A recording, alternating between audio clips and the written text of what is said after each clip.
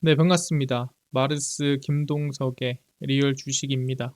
오늘 마르스 김동석의 리얼 주식은 5월에는 그냥 이 기업 무식하게 사모으세요. 세계 1위 됩니다. 우리가 5월에 관심을 가져야 되는 어떤 기업이 성장이 나올지 오늘 알려드립니다. 4월에 미리 알고 있어야겠죠. 상당히 기업 가치가 저평가되어 있는 상태이기 때문에 어떤 기업인지 꼭 알아가시길 바라겠습니다.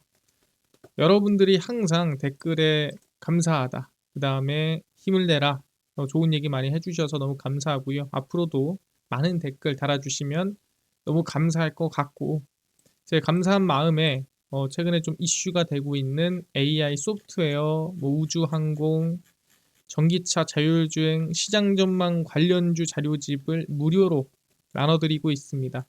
이 자료집 받고 싶다 하시면 영상 끝까지 꼭 시청하셔라 말씀드리고 오늘 영상 시작하겠습니다. 우리가 조금 이 관심이 없거나 또 외면하고 있는 얘기들이 있어서 오늘 좀 여러분들이 아셔야 될 것 같아서 가지고 왔습니다. 그게 뭐냐라고 한다면 바로 악성 미분양으로 시작되는 얘기라고 말씀드릴 수 있을 것 같아요. 최근에 악성 미분양이 최고치입니다. 미분양이라는 것 말 그대로 건물을 지어놓고 또는 이제 분양을 하는데 분양이 안 되는 거죠. 뭐 그 이유는 가치가 없거나 아니면은 그걸 할 만큼 사람들이 돈이 없거나 어렵거나 여러 가지 이유로 분양이 안 나갑니다.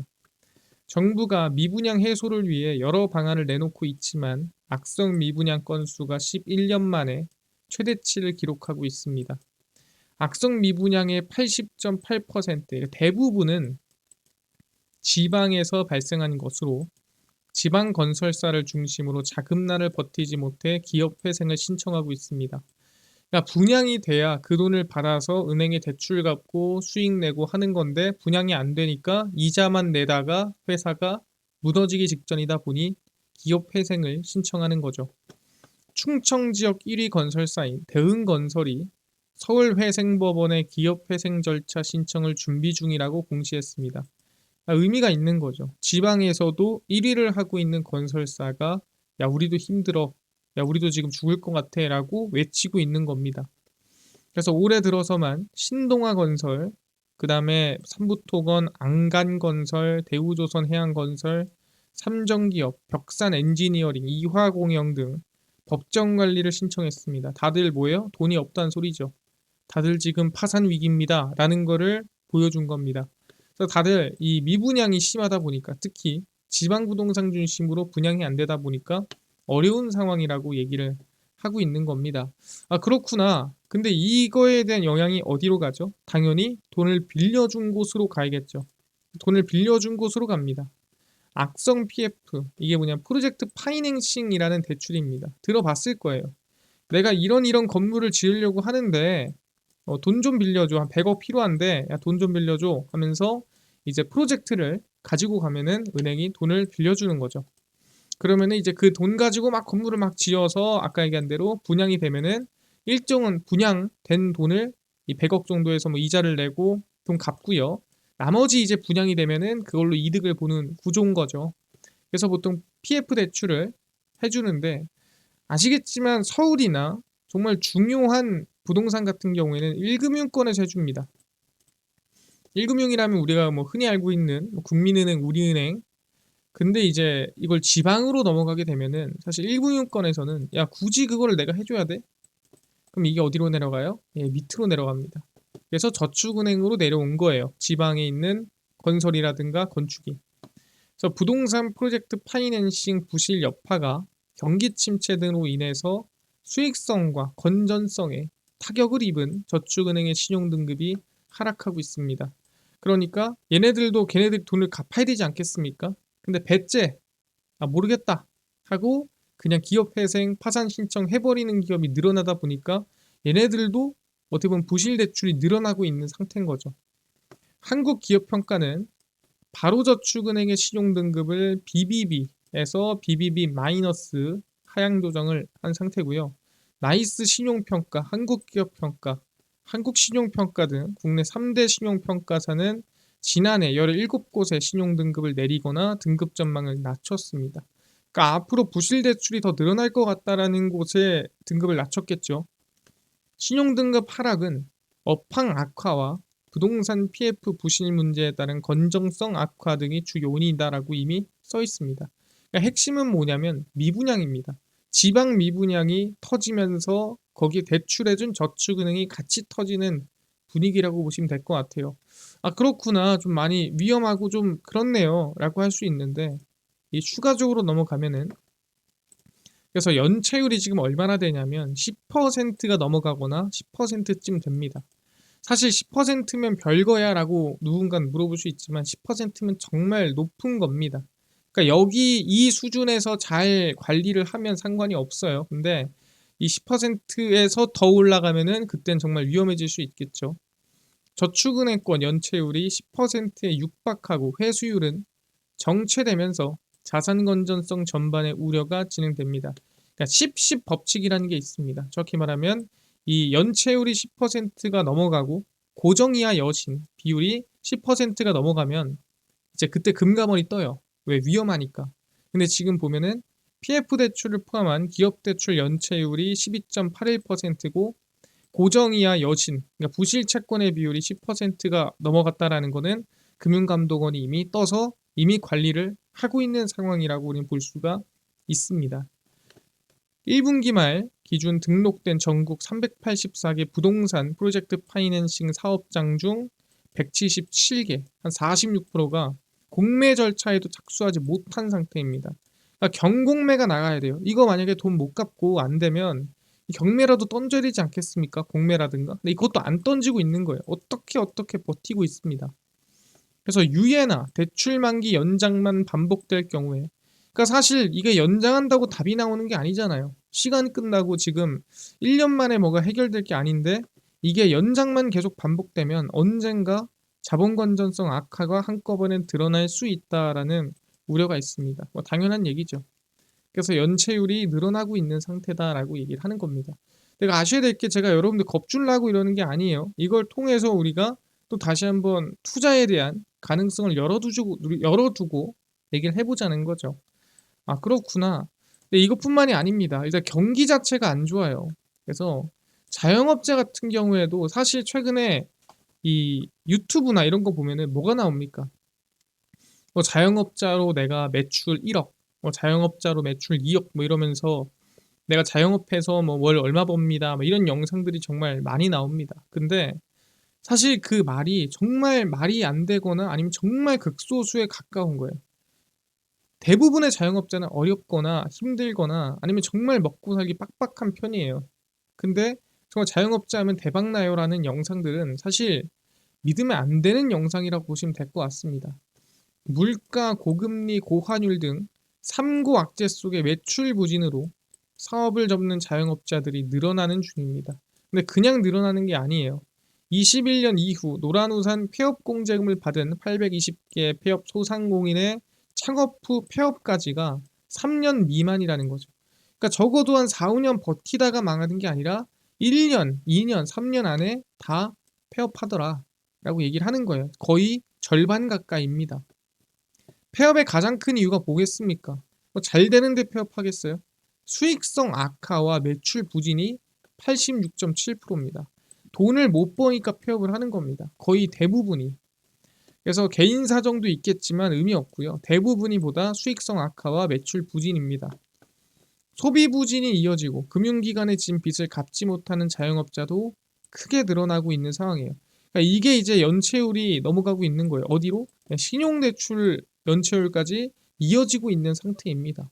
먹고 살기 힘들다 보니까 그렇게 되는 거죠. 그래서 어떻게 되냐? 아까 이금융권에도 못 가는 분들이 있겠죠. 그분들은 어디로 가겠어요? 네, 카드론으로 갑니다. 그래서 우리가 신용카드를 이제 넣으면은 대출을 받을 수 있잖아요. 그게 카드론이죠. 지속되는 불황에 국내 은행의 신용카드 대출 연체율이 20년 만에 최고치를 기록하고 카드론에 대한 이 숫자도 연속 최고치를 달성하고 있습니다. 은행연합회에 따르면 지난 1월 국내 시중은행의 신용카드 대출 연체율이 3.5%까지 치솟았습니다. 아시겠지만 여러분, 카드론에 대한 이자가 얼마냐면 15%에서 한 20% 미만으로 안팎입니다. 20% 안팎. 15에서 한 19 사이라고 보시면 될 것 같아요. 말도 안 되는 이자지만 이거를 내고도 대출을 받는 분들이 늘어나고 있다라는 거예요. 그게 뭐겠습니까? 이자 낼 돈이 충분해서 말이 안 되죠.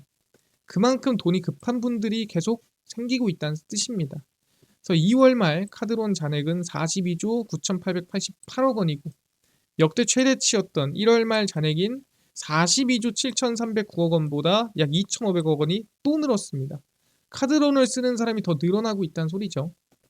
지난해부터 은행권의 대출 문턱이 높아지자 서민층을 비롯해 신용도가 낮은 소상공인과 중소기업이 카드 대출에 몰린 탓이라고 하고 있습니다.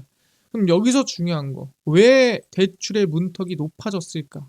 이게 제일 중요합니다. 대출의 문턱이 높아진 이유가 뭐냐라고 한다면 그걸 우리는 바로 스트레스 DSR 때문이라고 보시면 될 것 같습니다. 왜 대출이 어려운가? 이 스트레스 DSR이 상당히 중요한 것 같아요. 이게 뭐냐면 보통 우리가 이제 이 DSR이 뭐예요? 총 여러분들이 부채 대비해서 얼마나 상환을 잘할 수 있나, 그만큼 돈을 얼마나 많이 버냐, 이거를 뭐 계산하는 게 DSR입니다. 그러면은 뭐 얼마를 벌면은 이 정도까지 대출을 해줄게. 이게 이제 DSR이잖아요. 앞에 스트레스가 붙었어요. 이게 뭐냐면 지금 이 정도 벌면서 이 정도는 갚을 수 있는데 만약에 여기서 상황이 좀 악화되면은 이것도 가능하겠어? 그래서 스트레스를 주는 거예요. 말 그대로. 그래서 스트레스를 주면은 과연 갚을 수 있을까?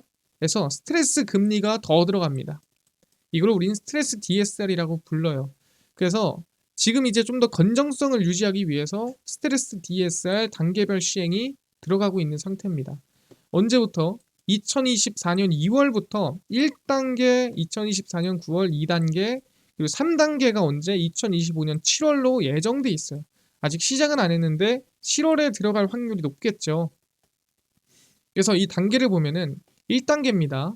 일단은 은행권, 1금융권이죠. 1금융권의 주택담보대출에 대해서 스트레스를 줘봅니다. 근데 이건 뭐예요? 안전하죠. 그나마 안전한 겁니다. 왜? 1금융권의 주택담보대출이니까. 그래서 기본금리, 이 스트레스 대출 금리에 25%만 적용을 해요. 그래서 이 정도는 뭐 그래도 괜찮지. 그러다가 이제 2단계로 넘어갑니다. 7개월 뒤에. 주택담보대출이랑 신용대출까지 들어갑니다. 그리고 의금융권에 주택담보대출을 넣어요. 그래서 얘네들 대상으로 해서 이제 스트레스 금리를 넣어보는데 이 정도까지도 그래도 좀 괜찮지 않아? 하면서 100%는 좀 그렇고 50%만 적용해보자. 그래서 50% 적용을 합니다. 그러니까 이 스트레스 금리가 적용되면 어떻게 되겠어요? 그럼 아시겠지만 내가 DSR로 예를 들어 이전에 내가 뭐 100만 원 정도의 대출을 받고 있다 치겠습니다. 예를 들어 받고 있었는데 내가 지금 이 단계가 시행이 되고 나서 다시 이걸 연장을 하려고 해. 대출 연장 좀 합시다.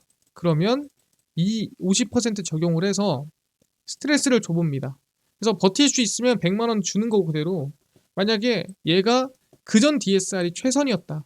그럼 100만 원 못 주는 거예요. 야 90만 원만 줄게. 야 이것만 가져가. 10만 원 갚아가 되는 거예요. 그래서 이게 문제가 뭐냐면 이 단계로 넘어갈수록 대출 연장이 어려워지는 거예요. 점점. 이전 대출 받아놓은 거에 대해서는 상관이 없지만 이게 만기가 돼서 이 단계로 넘어와서 연장하려고 그러면 이 스트레스 DSR을 적용을 해서 연장을 시켜준다는 거예요. 그래서 규모가 어디까지 넘어왔죠? 주택담보대출 1금융권, 신용대출 1금융권, 2금융권 주택담보대출까지 넘어왔어요. 이제 3단계입니다.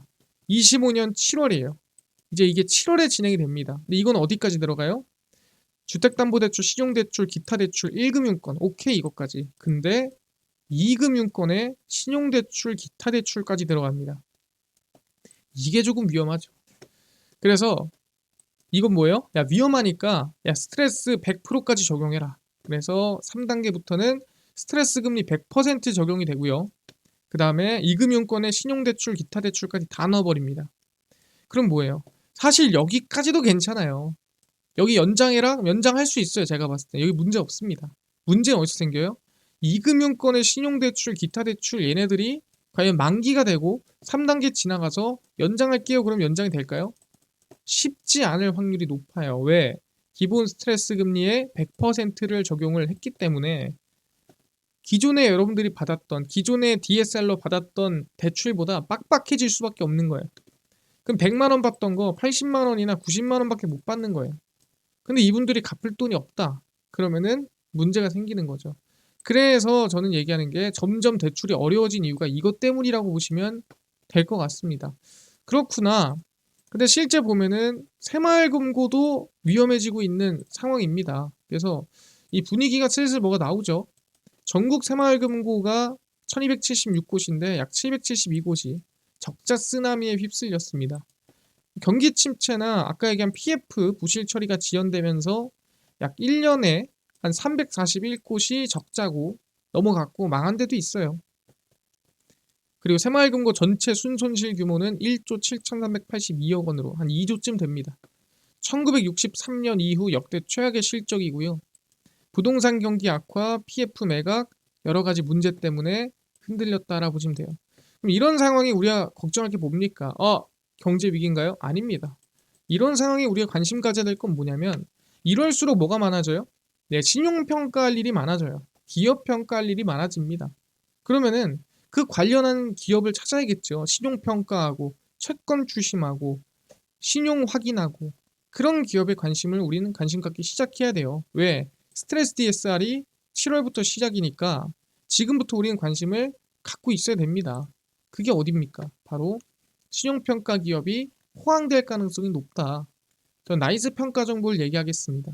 개인 신용평가업, 개인 사업자 신용평가업, 기업 정보 조회업, 기업 신용등급 제공업, 기술 신용평가업, 본인 확인 기간 업무 등 다양한 분야의 사업을 영위합니다.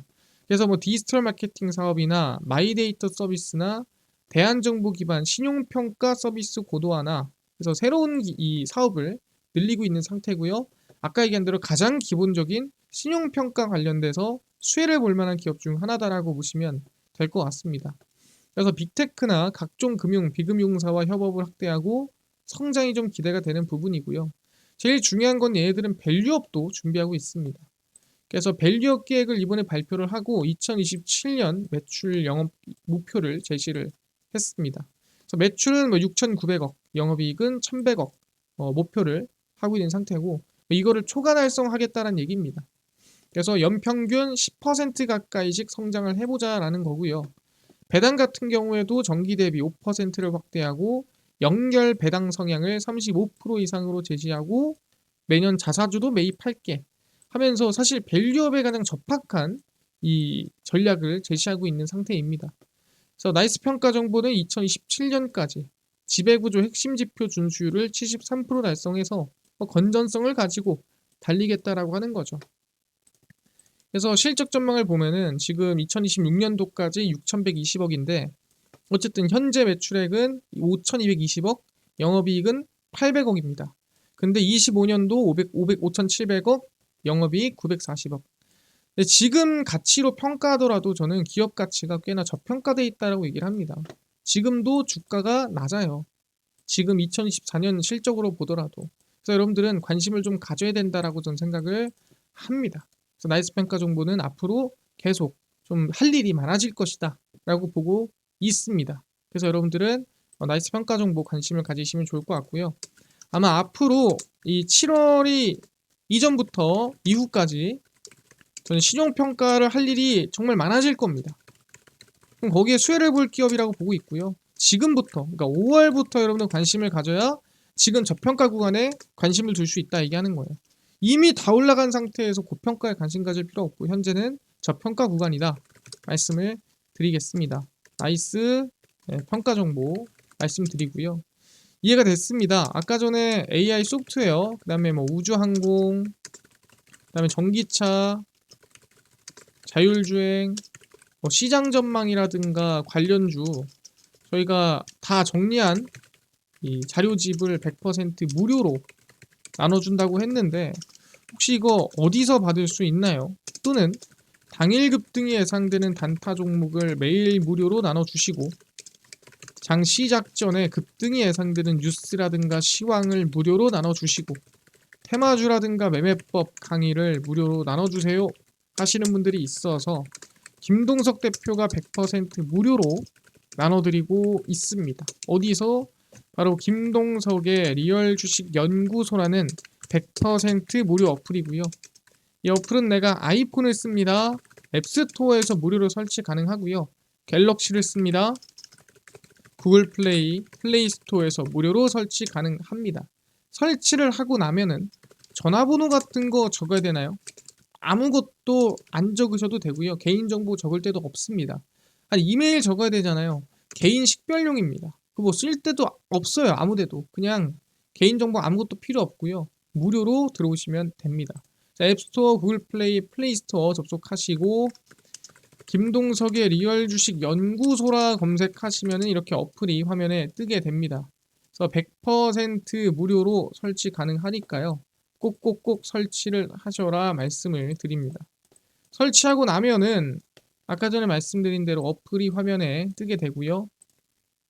당일 리얼 추천주가 당일 급등 예상 종목을 무료로 알려드리고 급비 분석이 장 시작 전 시황, 급비 자료가 테마주라든가 매매법 무료로 나눠드립니다.